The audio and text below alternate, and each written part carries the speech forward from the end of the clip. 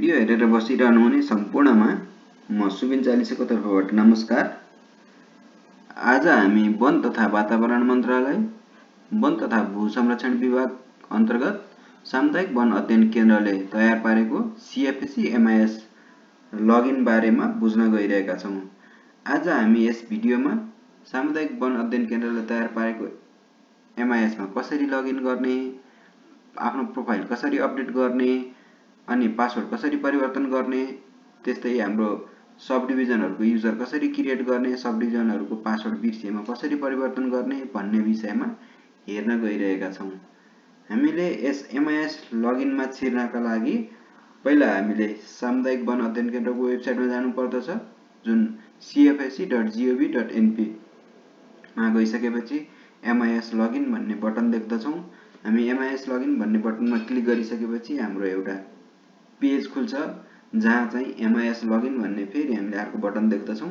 MIS login भन्ने बटनमा click गरिसकेर हामीलाई प्राप्त इमेल आइडी र पासवर्ड राखी, सुरुवाती इमेल आइडी र पासवर्ड राखी हामीले यसलाई लगइन गर्न सकिन्छ र लगइन गरिसकेपछि हाम्रो एउटा ड्याशबोर्ड देखा पर्दछ र लगइन गरेर ड्याशबोर्ड देखा पर्दाखेरि यसमा चाहिँ हाम्रो ड्याशबोर्ड, राष्ट्रिय वन, निजी वन, प्रतिवेदन, रिपोर्ट, प्रयोगकर्ता भनेर हामीले नेभिगेसन बारमा मेनुहरु देख्दछौं र तल साइन आउट भन्ने पनि देखिन्छ। साथै हामीले यता ड्याशबोर्डमा कुल वनको संख्या, वनको क्षेत्र अनि घरधुरी, कार्यसमितिको विवरण अनि त्यसपछि वन अनुसारको विवरणहरु, सामुदायिक वन, कबिलियत वन, धार्मिक वन, साझेदारी वन, निजी वन, दर्तावाला, निजी वन, नम्बरी आबादी यिनीहरुको विवरण देख्छौं र हामीले भर्खरै केही एक्टिभिटिजहरु गरेका छौं भने रिसेन्टली एक्टिभिटिजहरुमा देखा पर्दछ र यता साइडमा हाम्रो यो चार्टमा यो आर्थिक वर्ष अनुसार अद्यावधिक भएका डाटाहरु, वनहरुको संख्या हामीले देख्न सक्छौं। दुईवटा चाहिँ कम्प्लिट भएर चाहिँ एउटा चाहिँ हाम्रो वार्षिक रूपमा अद्यावधिक भएको छैन भनेर यहाँ देखाइरहेछ। अब हामीले यो साइटको नेभिगेसन बारहरु, मेनुहरु के पनि देखेनौं, यस्तो भएको छ भने चाहिँ यहाँ तलपट्टि एउटा एरो छ, यो एरोमा क्लिक गरिसकेपछि यो हाइड भएका बटनहरु देखिन्छ। अब हामीले यसमा प्रोफाइल, हाम्रो प्रोफाइलहरु चेन्ज गर्नु पर्यो, अपडेट गर्नु पर्यो। प्रोफाइलहरु अपडेट गर्नका लागि माथिपट्टि माइ प्रोफाइलमा गएर माइ प्रोफाइलमा क्लिक गरिसकेपछि एउटा फर्म खुल्छ, जहाँ हामीले हाम्रो कार्यालयको नाम, इमेल आइडी अनि मोबाइल नम्बर अनि त्यसपछि सम्पर्क व्यक्तिको नाम राखेर सेभ गर्दछौं। साथसाथै हामीले पासवर्ड पनि परिवर्तन गर्नु पर्यो भने करेन्ट पासवर्ड हामीलाई उपलब्ध भएको नयाँ करेन्ट पासवर्ड राख्छौं र नयाँ पासवर्ड र कन्फर्म गरेर सेभ गरिसकेपछि हामीले हाम्रो युजर नेम र पासवर्ड अद्यावधिक गर्यौं, अपडेट गर्यौं। त्यस्तै हाम्रो यो लगइन अन्त कतै भइराछ कि छैन भनेर पनि हामीले यहाँबाट देख्न सकिन्छ। ब्राउजरहरु चाहिँ अरु कुनै ब्राउजरहरुमा, अरु कुनै कम्प्युटरमा लगइन छ कि नै भनेर देख्न सकिन्छ र यहाँबाट अदर लगइन भएका अन्य डिभाइसहरुमा यहाँ क्लिक गरिसकेपछि अन्य डिभाइसहरुमा लग आउट हुन्छ। हामीले यति गरिसकेपछि हाम्रो प्रोफाइल अपडेट गर्यौं र अपडेट गरिसकेको प्रोफाइल चाहिँ हामीले लग आउट गरेर पुनः हामीले नयाँ जुन इमेल आइडी प्रयोग गर्यौं र पासवर्ड जुन राख्यौं त्यसबाट नै अबका दिनहरुमा, भोलिका दिनहरुमा डाटाहरु अद्यावधिक गर्दाखेरि त्यसबाट नै लगइन गर्नुपर्ने हुन्छ।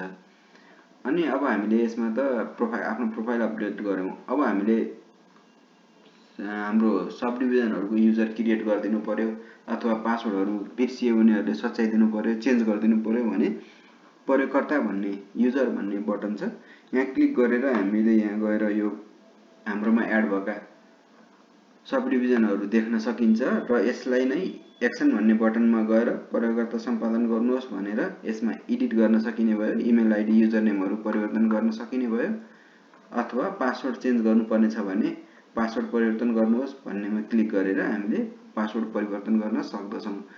अब हामीले नयाँ युजर क्रिएट गर्नु पर्यो भने प्रयोगकर्ता थप्नुहोस् भन्नेमा बटनमा क्लिक गर्छौं। भूमिकामा सब डिभिजन राख्ने भयौं अनि नाम राख्ने भयौं XYZ DIVISION डिभिजन भनेर राख्यौं।